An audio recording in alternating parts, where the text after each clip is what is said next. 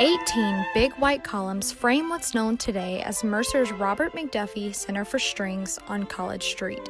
The center's director, Amy Schwartz Moretti, says McDuffie knew the value of the building.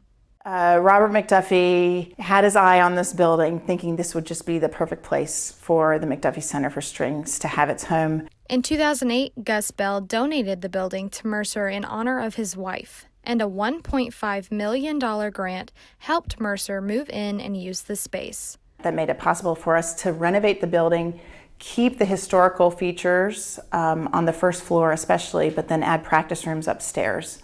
That then created this amazing space for us.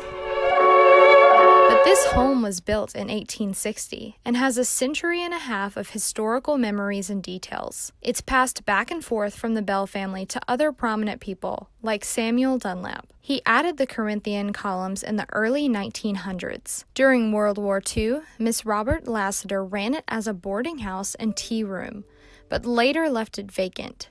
It was even featured on the cover of the Allman Brothers Band's 1969 debut album. And in the 1970s and 80s, the home housed one of Macon's most popular spots.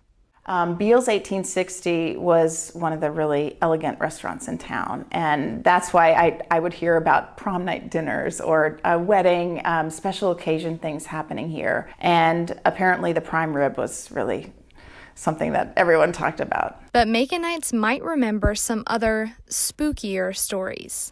I have heard rumors that it's haunted. If anything, I feel like since we've moved in, I've felt nothing but positive vibes and positive spirits in the building. Haunted or not, it's a great big building with beautiful architecture.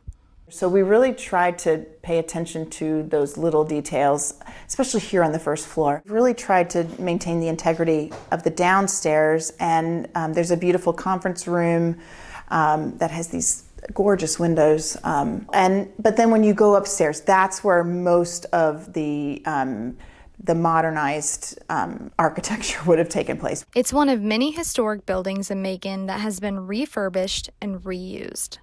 It makes me so happy to see these beautiful handcrafted buildings taken care of. It's something really special and unique about Macon that I think we should take, as much pride in as possible.